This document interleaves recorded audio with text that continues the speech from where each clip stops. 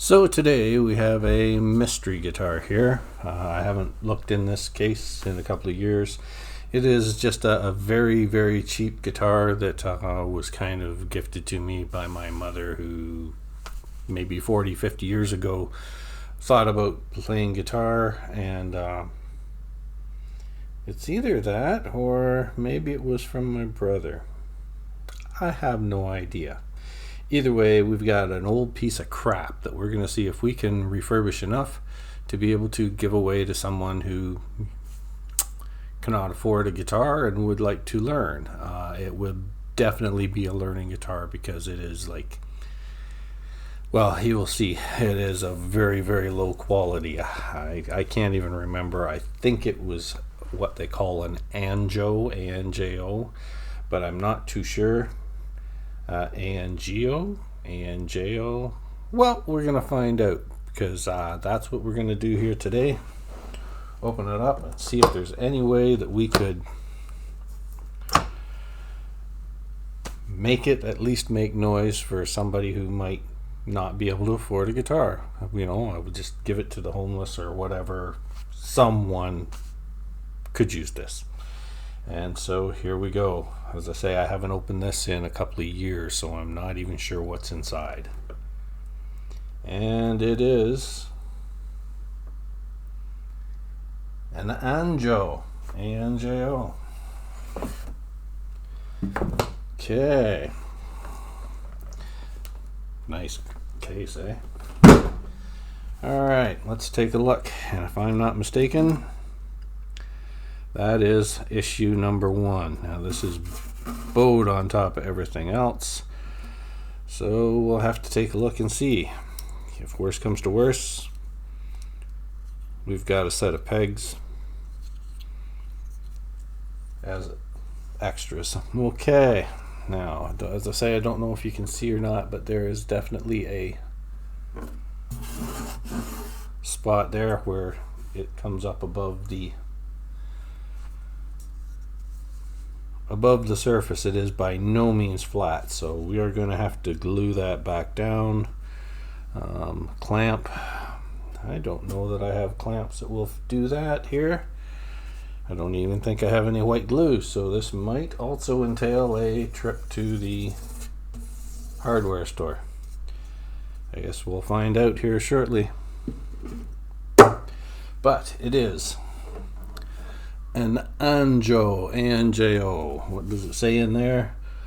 Model FG55NG. FG55NG. Man, that certainly stinks of the part numbers of a old Yamaha. Look at this, the Krellin, the rosette is painted on. Yeah, we're talking very low quality. Very, very manual tuners. They actually seem fairly tight. They don't, they don't seem like where you would think that they would be loose, and well, some are a little bit loose, but all right. Here we go. Let's take a look at this thing and see if we can repair this. I think that's going to be one of the biggest issues. Let's see, doesn't look bowed any other way other than just that. It's got a little bit of wear on it, but as I say, it's a pretty old guitar. Let's see what we can do with this today. So let's start with an overall assessment. Of course, we know this part, so let's keep that in mind. Looking down the neck, it is pretty much flat. Might be a slight twist in it, but nothing drastic. There is as you can see, an adjustment for neck relief. Ain't that wild? I guess we'll take a look and see what we can do about that as well. Alright, I'm going to grab a rag and wipe it down a bit, see what we come up with here. So a quick search of the internet pretty much created just laughter, because this is apparently, from what I can see, an Anjo. Seems to be anything the hit on there had to do with Canada, so it must be a Canadian make or something. I also saw something saying Canadian Tire, so who knows, maybe this is a Canadian Tire special. They did make electric guitars as well, but everything seems to point to the 80s and Canada. So I guess we will find out. Another great made Canadian product. They all seem to be very low quality guitar. Obviously, it's just plain old that way. So I guess we will find out what we find out as we go along here. I'm not thinking that this is gonna do much good, because that is bubbled up drastically. There's not going to be a solid spot on there where we can get that to actually sit flat, I don't believe. So this might all just be for naught. But who knows? Maybe with the right amount of weight and clamping, we might have to clamp the whole son of a gun right top to bottom. I guess we'll find out. First things first, though, we should see if the pins all come out. We'll probably need the pins in there to keep the spacing right once we get that on there, but I don't know if I'll be able to even, maybe I can sand that down some just to get the bulge out. There are cracks between the holes. Yeah, this is going to be a good one. If there was ever a guitar to practice on, an Anjo FG55NG. FG is probably first guitar. NG is probably no good. But we'll take a look and see what we can do about this. Like, as I say, I'm just planning on to see if I can even just make noise so we could give it away as a freebie. You know, like, somebody's got to have an interest in playing guitar and not be able to afford a guitar. So I guess we will find out that way and pop it from there. So let me rethink this a little bit and we'll see where we go from here. Okay, so I have already gone past the amount of labor that this guitar is worth, but I have flattened this out at least a little bit, and I need some glue and a clamp that would fix this anyway. So I think I'm going to take a couple of minutes here, and it's going to be like just a snap to you guys, but I'm going to be back from the nearest store I can get wood glue, clamp, and a whole lot of hope. Yep, and it's gonna happen as quick as this. Okay, so I am now back from my trip. Hope it didn't take too long. I got squirreled quite badly, but anyways, I have gone over with a wood block and some,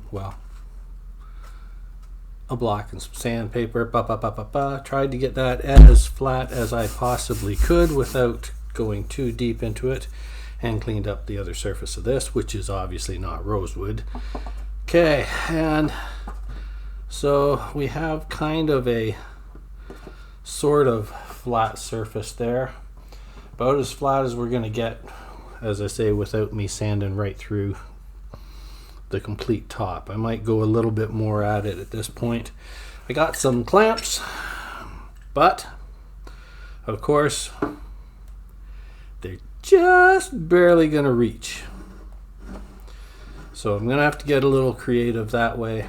On the inside, underneath here, there is a strip of wood that's glued on the bottom inside there. It's got a rough spot at one end, so I got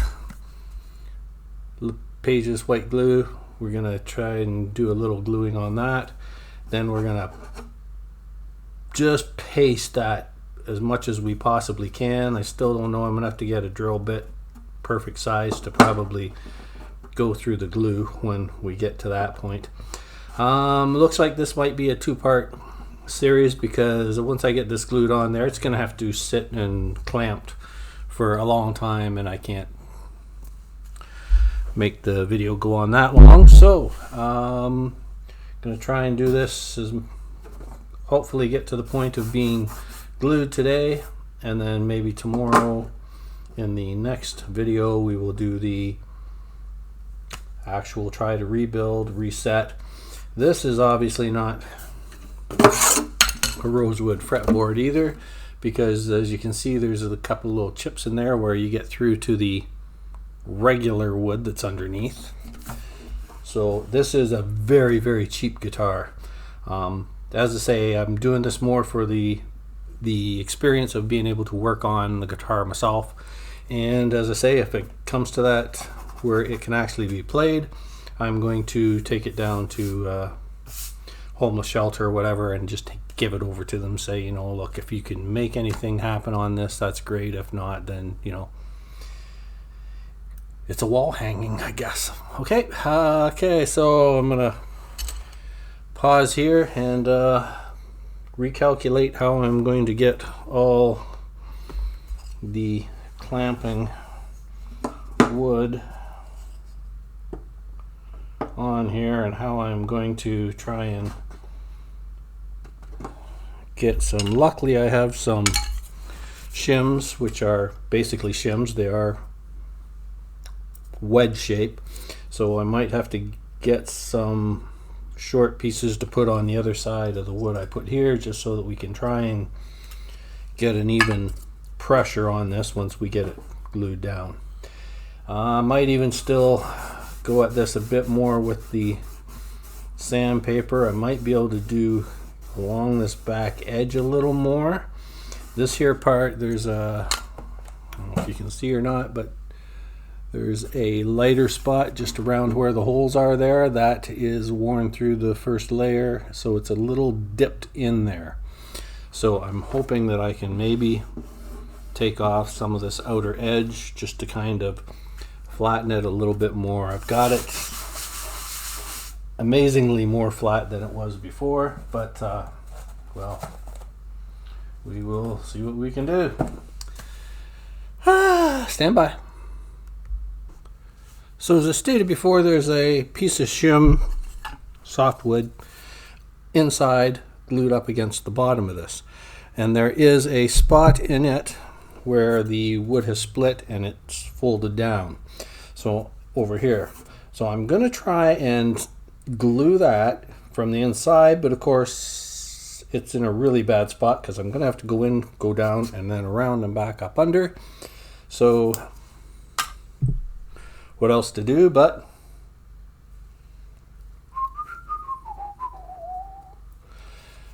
shake vigorously. It's glue, it's not going to shake. So I'm going to try and get a bit on my fingertip, and then I'm going to try and get in here, take my other fingers,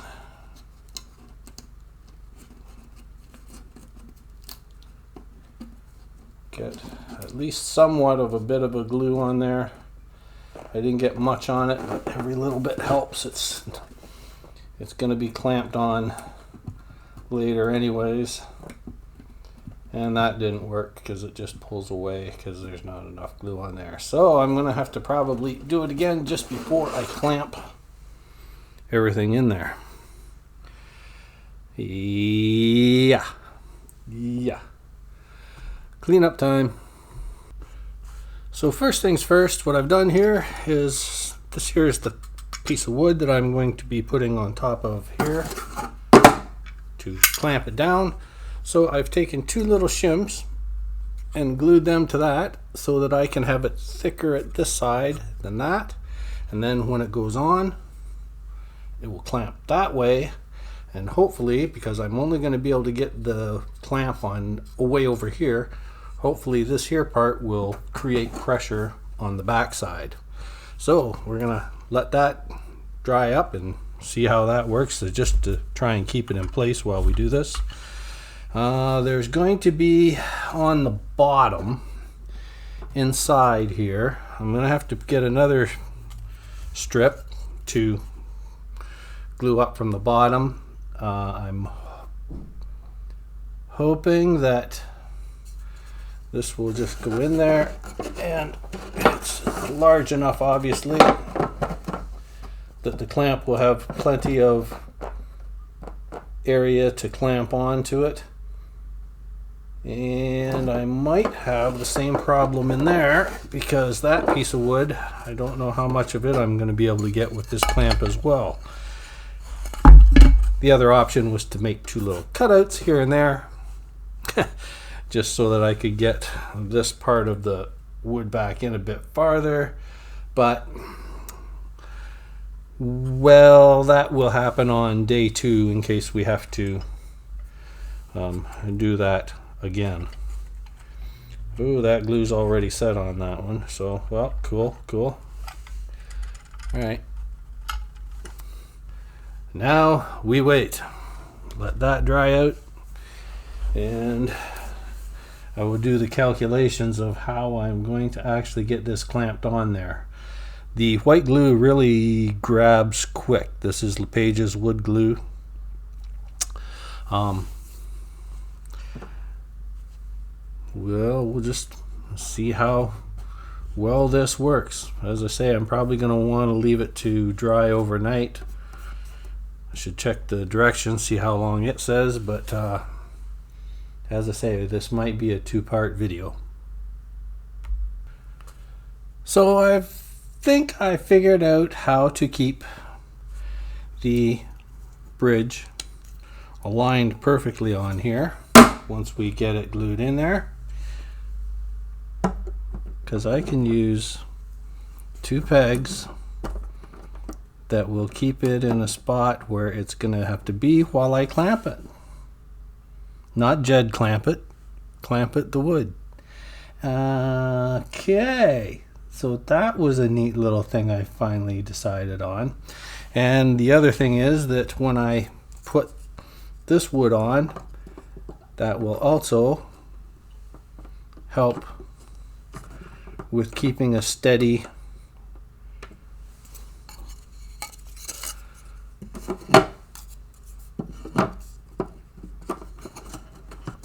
flat area for this to clamp to. Yeah, I gotta get a thinner one of this, but once I get those figured out,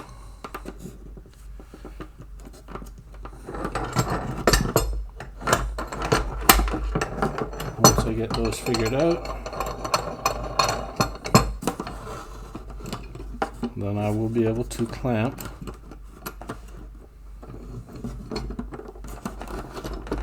Of course, everybody needs 3 hands to do this, but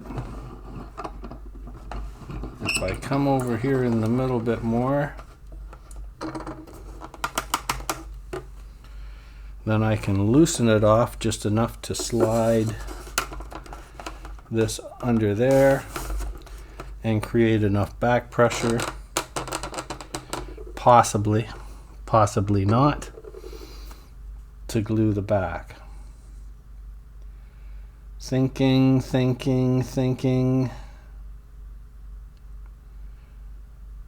I know you guys are sitting there going, why don't you blah blah blah blah?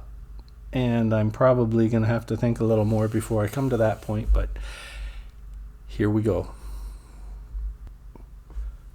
So I told you that there was that piece in underneath that broke. This is it. And I think it fits right about there. So I'm going to try and blind glue it in there and have it attached for when we come back later. Don't know if this is going to work or not, but hey, what can I do? Okay, so in there, find that.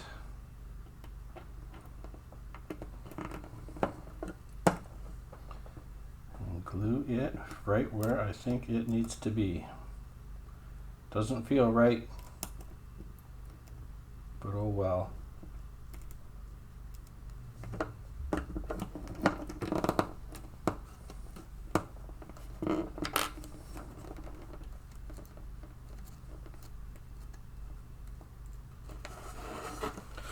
Okay, then what I'm going to do is take this, put it down underneath, but only glue along. Where do I get to glue it? Probably about right down the middle, and then I'm going to tack it right about there so that we have something for the clamp to clamp to underneath. If we ruin this piece, that's no big deal because that's no big deal. I don't want to put too much glue on here because I'm just trying to make it basically tack up and sit there until such time as it is required. Okay, so pegs against the pegs, push to the top.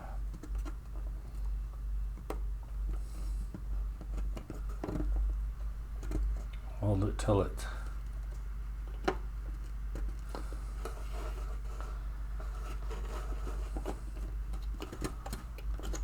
hold it there till it tacks, or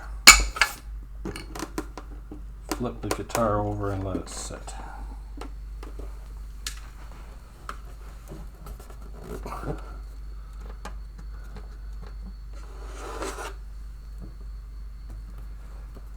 Okay, let's let that sit like that for a while till we're ready for the next procedure. Man, this is a long going thing, but we'll see how it works. Okay, so I think we've hit the moment of truth. I'm going to start gluing this pig in here.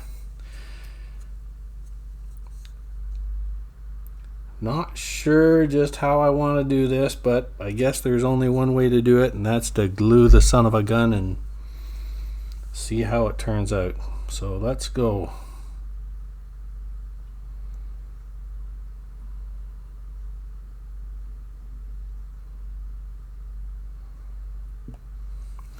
That's probably more than enough glue to do what we're trying to do here, but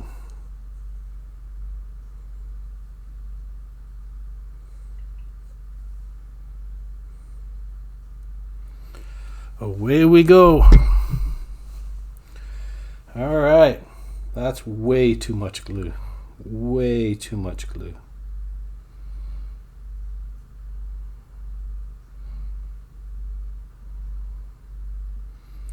But it'll squeeze out and we can wipe it off.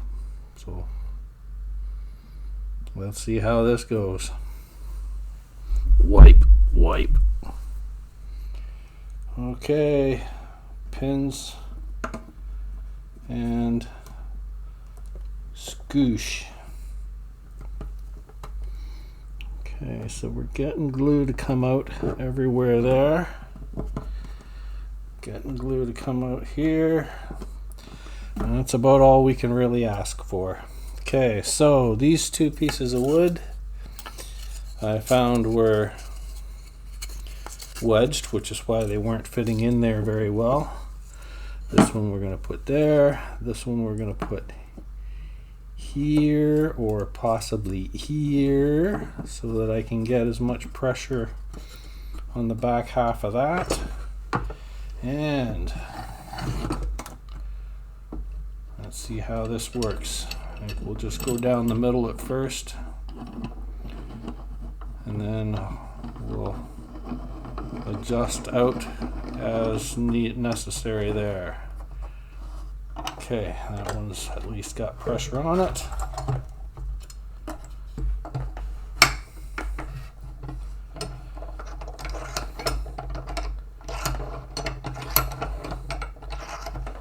Tried to do some more Googling of Anjo guitars, and there seems to be a Canadian attachment to it somehow. I don't know how.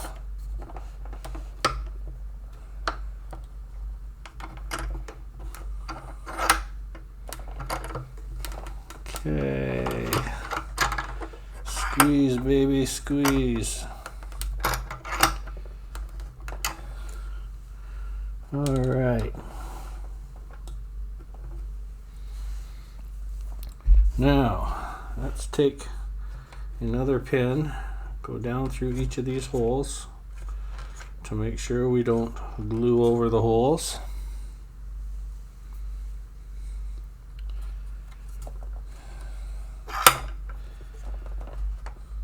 Tighten them up so we know we're making good contact.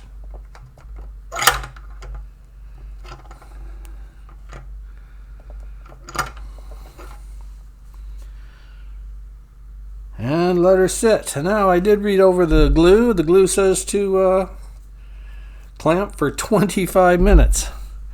I'm obviously going to leave it a little longer than that. I want to keep it in there for like an hour or so anyways. So we'll do that. We'll be able to clean out the extra glue that we've got on there.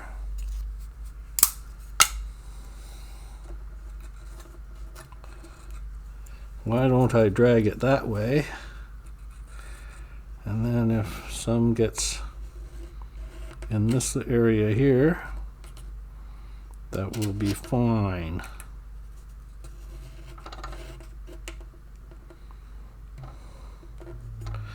There is a little bit of a gap there.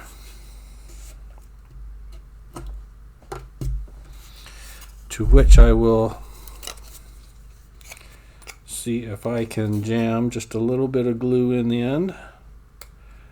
There were some people on the internet that said these were good guitars. I'm having my doubts since they aren't very well known, obviously.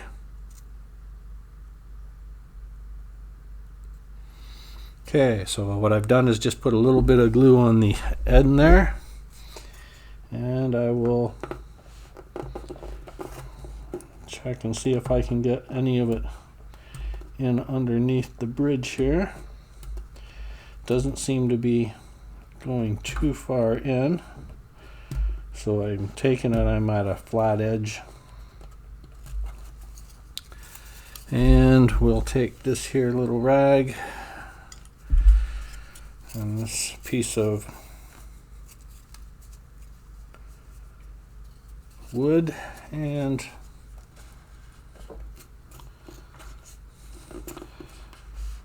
wipe off the excess.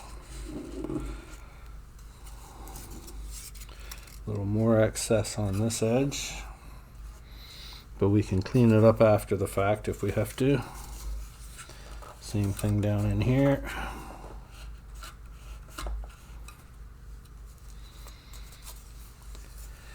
And now we dance. Let's see if I can possibly move this out any.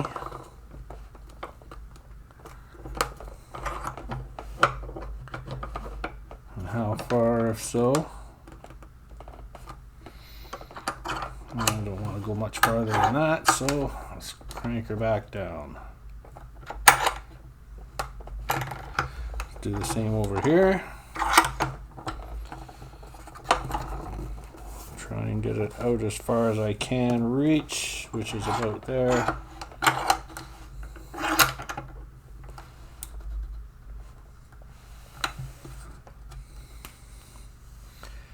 And there we have it. Now, these two pins, just want to make sure that they're loose enough, that they're tight enough that they, aha! So that pulled more glue out, as did that. Yeehaw! That's a good sign. That means we are making contact in underneath there, which I am happy with. Okay, a little more cleanup here. A little more cleanup here. Who knows? We might have a guitar out of this thing after all. And as I say, like, you can hardly find anything on Google over these guitars. Everybody seems to have gotten one given to them by their grandfather 20 years ago, 30 years ago. Obviously, they predate the internet, and probably anybody who was anyways involved with them at that time. One person said they were made in Korea. I don't know. I haven't seen anything like that. But while we wait for that, let's turn this girl around and take a look at the rest of it. Now, the fretboard seems to have a little scrape off here where it goes down to, I don't see that it's rosewood. Possibly it is, but maybe we should just go over it and clean it up anyways and see just how it works. Like I say, I was playing with the tuners and they seem to be adequate, let's say. They don't look like they're very expensive or high quality or anything, but they're not loose. This one spindle is a bit loose, but now I'm thinking that I might do the frets. Where did I put my card? Here we go. Hang on while I get everything gathered together. So in a previous video I did, I wanted to brush up the frets. These ones actually look like they have next to no wear on them at all. We'll check the levels and all that later, but in order to clean them up, what you're going to want to do is get some steel wool that is grade 0000. That's 4 zeros or 4/0, or it's either way, it's the finest grade steel wool that you can get, and it will be good for doing the frets. And what you want to do is polish them this way. But what you don't want to do is the fret board itself. So at the axe shop, you can usually get a little template that will go on and just expose just the fret itself. But in my previous video, I took a playing card, took an X-Acto knife, cut a strip out of it, and that will lay over the fretboard, protect the fretboard while exposing the fret itself. So what we want to do is just give it a nice polishing back and forth. Sorry for the noise. That's my neck holder. I just get rid of it all together. Hey, that's a lot more quiet. So we're gonna slide up and down this first fret and check it against the other ones. These frets are rather tarnished. I'm not sure what I'm going to do with the fretboard itself just yet, because as I say, it looks like it's just ordinary wood that's been painted over. Oh yeah, that came up much better. So we're going to do all the frets on here. I did mention before, if you're going to do this on an electric guitar, get some painter's tape and tape off all the electronics and pickups, any gap where these little wee shards of metal can get into them, because your pickups are magnets. They will stick to there, and these little shards will get inside the electronics, the switches and all that stuff, and create a lot of havoc.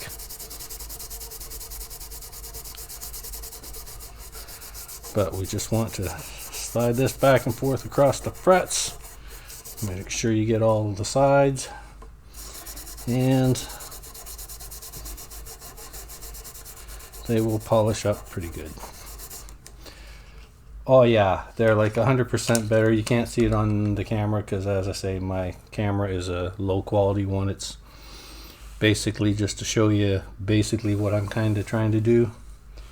It doesn't do close-ups very well. So I'm going to put you on pause and clean up the rest of the frets. So I've had to remake another one. As you can see, all you really do is just trace out the size of a fret, cut it. I had to do it because eventually I did wear through the sides. But, well, that's part of it. So the good news is that I can see by looking at the frets where I stopped, because the rest of them are tarnished. So we're gonna clean the rest of these here frets up, and then kind of decide on what we're going to do with the fretboard itself.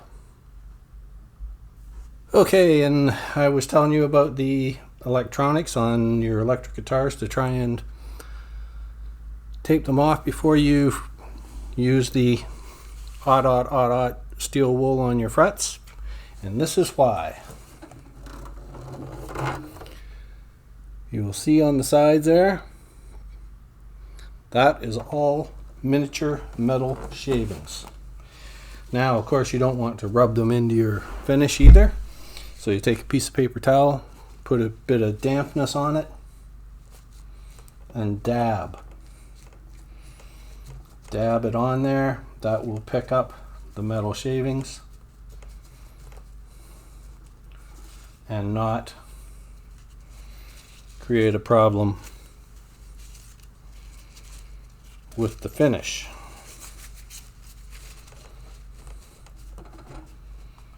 Okay, and there we go.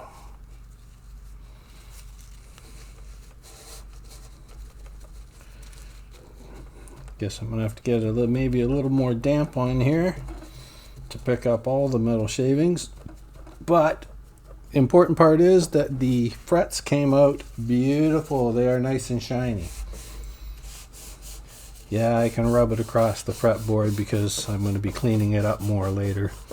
Most important thing is the electronics do not get metal shavings around the pots or the pickups. You do not want that stuff getting into the electronics. Okay. Alrighty, now to rethink what we want to do with this fretboard. With the, I did my old Yamaha on the weekend, and what I used was the blade out of a utility knife, and just drag, not push, but drag across. But what I was trying to get was, I had 30-40 years of sweat, dirt, grime that was melded right into the grain. That's why I was trying to get that off. If I went at this with the blade, it would just be to basically remove the finish off here, because there's obviously a finish on it. Something scratched off there, and you can see the bare wood underneath. So I don't think this is rosewood, or else if it is, it's had some sort of a finish on it. I'm not probably going to do anything with it because, as I say, I don't think this guitar is worth that kind of a labor expense. Mind you, this probably wasn't worth it either, but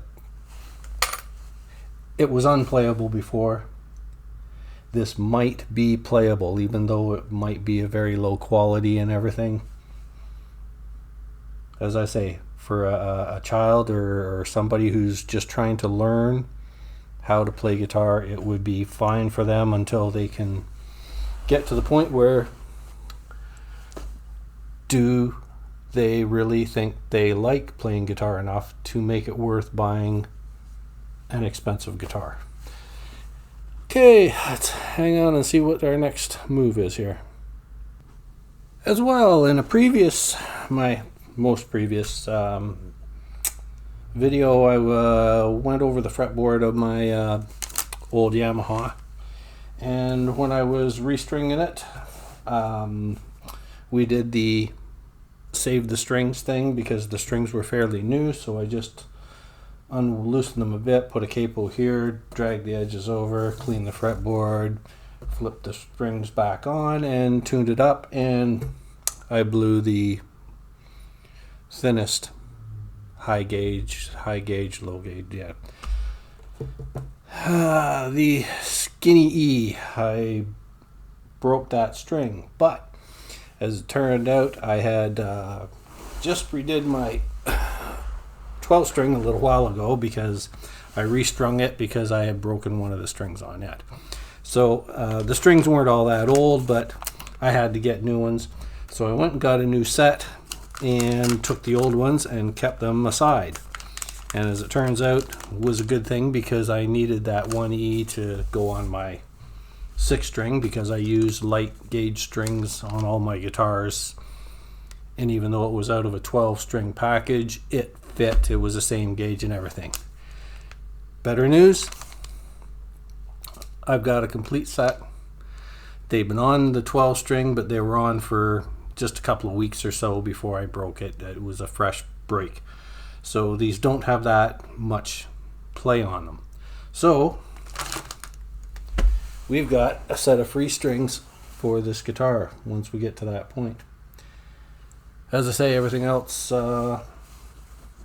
is as is, and I'm just waiting on this glue job to work. As I say, it's been at least 25 minutes now. I can probably release this, but I'm wanting to keep the pressure on it as long as possible. And then we probably won't restring it tonight. We might do that in a different one. It depends. See how long it takes for this to set up. With me pausing this video, it's been quite a while. I know we're just running into 42 minutes of airtime, but it's been a long time that I've been actually doing the video. So hang there and we'll be back shortly. So while we've got a couple of minutes to wait, I'm going to take some of the